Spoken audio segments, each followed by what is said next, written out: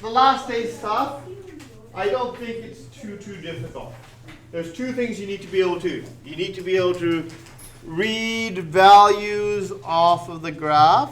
And most people are pretty good at that. Sometimes the hard part is just reading partial values. You have to kind of guess at the number. The harder part is coming up with the paragraph that describes the graph. So remember, the paragraph has 3 sentences, right? The first sentence is tell me what the graph is about. So you look at the 2 axes. You have cost here and posters here. So this graph is about the cost of posters, of how many posters you buy. First sentence. Second sentence, that's another easy one.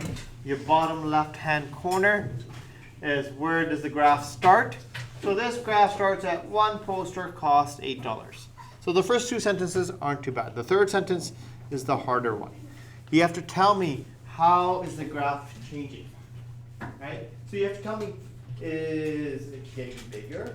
Is it getting smaller? So we use the words increase, decrease, goes up, or goes down. Last day, I used the phrase goes up.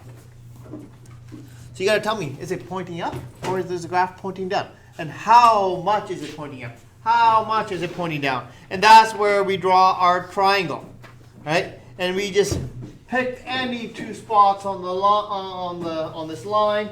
We create a triangle, and we figure out how long those lines are. This one was 2 long. This was 16 long. He said for every 2 poster, it costed $16.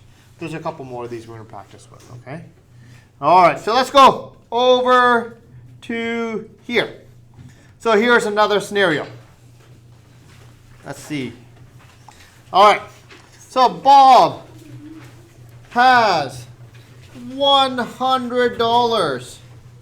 That $100 is made up of $10 bills and $5 bills. Next page over, right? Right? So, what are all the different combinations? Not all the different. What are some of the combinations that Bob could have $100 if he only has $10 and $5 bills? What is something that you can have? How can you make $100 with only $10 and $5 bills? 10 $10 bills.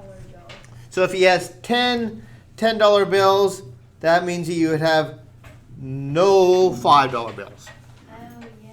Right? So we need a couple more. So remember, when we're graphing lines, we need at least 2 points. 4 is desirable, right? Because then you can tell if you made any mistakes. Hannah? We could have 5 $10 bills and 10 $5 bills. So if Hannah said 5, how many? $10 bills. 5 $10 bills, that makes $50. And how many $5 bills? 10. Yep. So that makes 50, right? 50 and 5s, 50 and 10s. Any other options? Keaton? 25s. 25 of what? 25s. 25s. Oh, 25s. That makes $100. That means you have nothing for $10 bills. Let's come up with one more. Can you come up with one more? That works? Right, Joe? 12 5s and 4 10s. So 12 5s. So 12 times 5 is $60. And you need another $40. So that'd be 4 of them. Okay. So now, I like this question because the numbers that show up on the table when we randomly go like this aren't in any kind of pattern, right? So we need to graph this. So we can't use the pattern to randomly pick different combinations that work, right? But it'll still draw us a straight line, right? So now we have $10 bills and $5 bills which we need to graph. We have an x-axis and we have a y-axis. What goes on the x-axis? Does it go $10 bills on the x-axis or does $5 bills go on the x-axis? 10. 10. Remember, the table goes x first, y second. All right, x and y. So we set up our little grid in the corner here, right? So we're going to go like this. In the corner, like so. Over here, we're going to have $10 on the bottom because that's our x-axis. So So we have $10 here, $10 bills, and we have our $5 bills here. All right. So next job is to figure out spacing. All right. Let's talk about our x-axis first.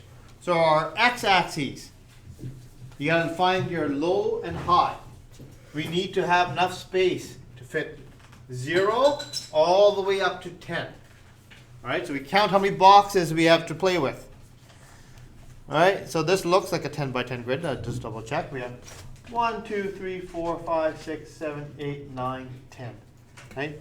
So we need to go 0 to 10. Might as well make every line just worth 1. Right? So remember, you don't have to label every single line for making things look cleaner. We can label every second line. That's 2, that's 3, that's 4, that's 5, that's 6, that's 7, that's 8, that's 9, that's 10. If you want to label every single line, you can. Right? Some people just have a hard time skipping numbers. Right? But to me, that looks a little bit better. And you'll be doing that more in your secondary classes. Right? So now, in the y direction, for our $5 bills, we have 10 boxes to play with again. All right? But our numbers, let's see, has to start at 0, and our biggest number is 20. So we can't go up by ones. We run out of space. What do we go up by? 5s. 2. We can go up by 5s, or we can go up by 2s. Either way, right? I think I'd rather go up by 2s. It'll make the graph a bit bigger, right? If we go up by 5s, our graph will be kind of small. So let's go up by 2s, right? So this would be 2, 4, 6, 8, 10, 12, 14, 16, 18, and we can fit 20 on there. All right. Okay, so now we just need to graph our points. So remember, we do x first, y second. So first point here is 10, 0. So 10 on the x, 0 on the y. So 10 here, we don't go up anything. We're on 0. So we just put a dot right here. Right? Our next point is 5 and 10. So 5 on the x, right, and up to 10. So we go up to there, and we put a dot. 5 and 10. 5 and 10. Then we have 0 and 20. So we go 0 on the x, up to 20 on the y. So we put a dot way up here. Right? And finally, we have 4 and 12. So 4 on the x, up to 12, we put a dot. Right?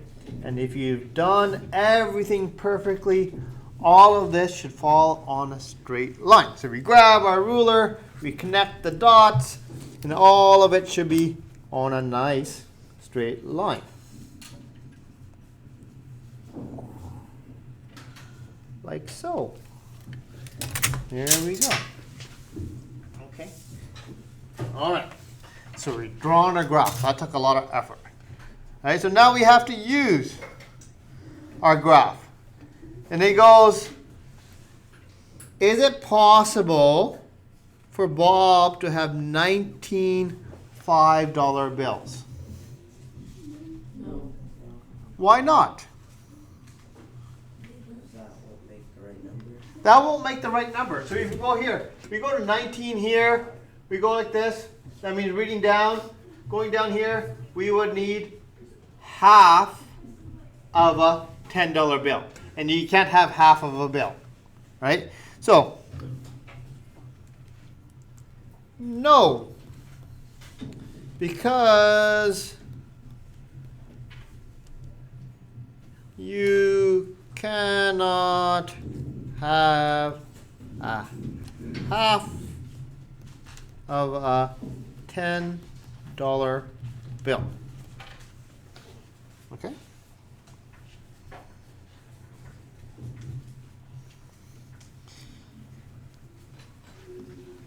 Okay, so now let's describe this. All right, so this is over here, 3 parts.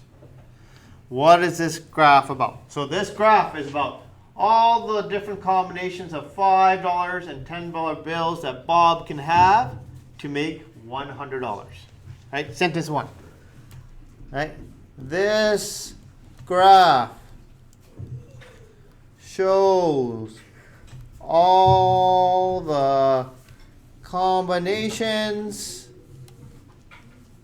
of $5 bills and Maddie bills that Bob can have to make $100. So that's a big intro, but we understood it because we created it, right?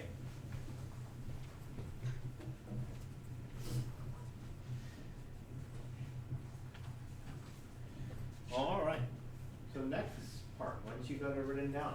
Do you think you can zoom in a little? I Sure. can't really see. All right.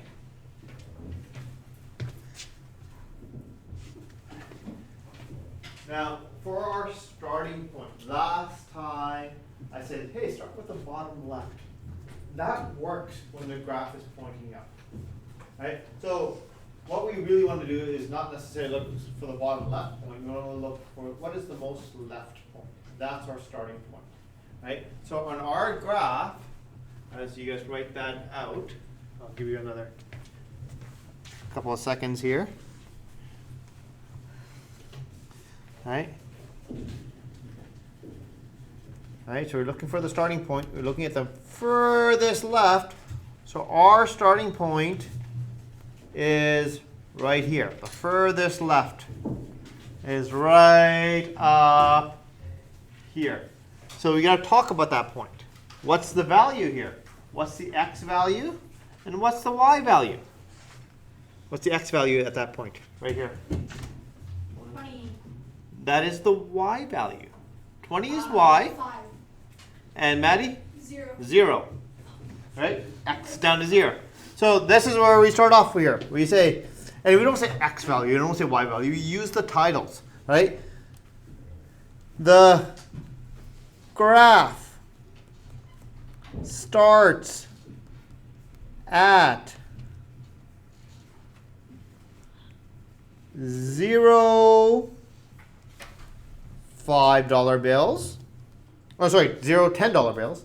That's our x-axis. 0 $10 bills. And 20 $5 bills. All right. So you just describe the 2 points, right? So what's the x value here? What is the y value here? Now I didn't say x and y, I just used what each thing stands for. We have $10 bills and we have $5 bills. Okay. So, last part, the hard part. How is this graph changing? We have to tell the person who's reading it. Is it going up? Is it going down? Right? So we pick 2 spots on this line, hopefully where you can read values easily. Right? So if you can pick where lines cross nicely, that's a great spot. Right? So maybe something like, let's go for a color that I haven't used yet. Oh, I've used all these colors. So maybe this one. Let's go right, maybe right here. Right? And any other spot. How about right here, my red dot here? Let's go like this. Right? We have to figure out how long are these 2 lines. So the line going up and down, right? How long is that line? It's 2 boxes, $4. but it's not $4. It starts at 12, Oh yeah, so you're right, $4. Starts at 12, goes to 16. So this distance here is $4. Right? How long is this distance here? 2. Yeah. Starts at 2, goes all the way to 4, and that's a 2. All right? So what we say is, we usually start talking about the x value first. Right? So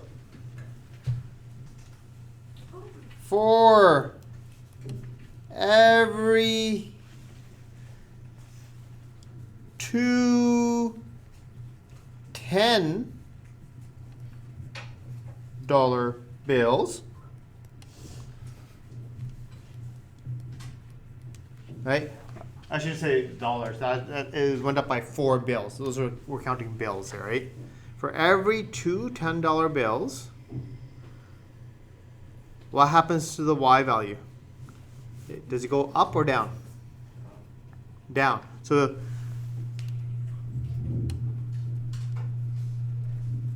the amount of $5 bills, oops, eraser, 5 bills decreases or goes down, some word to describe going down, by 4. Okay, so for every 2 $10 bills, we need 4 less $5 bills. That makes sense, right? Because 4 $5 bills is the same as 2 $10 bills, right? So you're putting it together.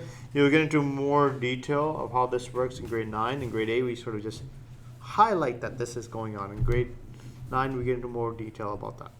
And that's it, right? And I'll be very, very relaxed on this paragraph, right? As long as you can find those numbers. Okay, on to the next page. Let's go like this. All right. Okay, so now, let's go like this. Let's just do the left one, then we will do work on the assignment. We won't do the one on the right. So, we want to graph this, right? And then talk about the graph. So, here are our x values. This is from last day. This is our equation. We want to figure out what are the matching y values. So remember, where there is an x, we set up brackets. So 4 times the number. That's the equation we want to use. And we insert the -2 into our brackets. So 4 times -2 is what number? -8. 8. 4 times 2 is 8. And so positive and a negative makes a negative. So that's -8, right? So we have the next one. 4 times -1. What? -4, right? And then we have 4 times 0, which is 0. Then we have, you don't need to write all these down. What's 4 times 1? 4. 4. Then we have 4 times 2? 8. Look at that. We have 5 points to graph. Right? See if you can graph this and make the graph look like mine. So graph all these 5 points. See if your graph looks like mine. -2 and 8. -2 and 8. And then connect the dots up with a straight line. -1 and -4. Remember, start with the x first, then go to your y value. All right, then 0 and 0. Then we have 1 and 4. And 2 and 8. All right, connect it up. Right, and a little little bit harder to do on the screen here. Something like that. Okay. So your graph should look like this. Very skinny, narrow graph, right? And we'll see if we did it correctly when we answer the next few questions. So we graph it, and we go, use the equation. It says when x is 4, what is the y value? So hey, our equation, remember, is y equals 4x. 16. So you go 4, you stick in your number, and your right range out, 4 times 4 is 16. Hey, and also, we can use your graph to double check, right? Oh, actually, no, we can't, because our graph is not big enough, right?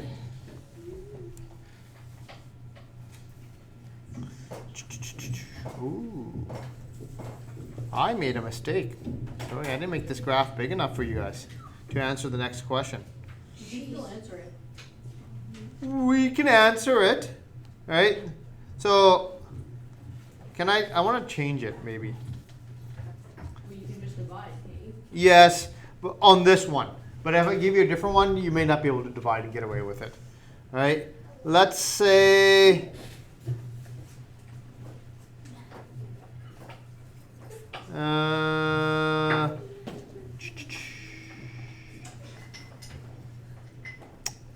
yeah, this graph doesn't really work so well. Okay. So, yes, you can divide on this one, Kai, you're right. So if I gave you a better graph, I'm sorry, I gave you a bad graph. This tells us our y value here, right? So what we wanted to do is go to our 36 on our y value. Unfortunately, Mr. Dhaliwal did not give you a big enough graph for 36. You go up to 36 here, and you go to the line, and you would read your value, right? That's what you're supposed to do. I changed this from last year. I must have given you a smaller graph than last year. That's my fault. Sorry. Okay, so what we're going to do is what? We got 40 minutes left in class. We'll try the assignment. We'll see how it goes. We'll sort of decide if we do our test on Tuesday or not after that. We'll see how much frustrations you guys have.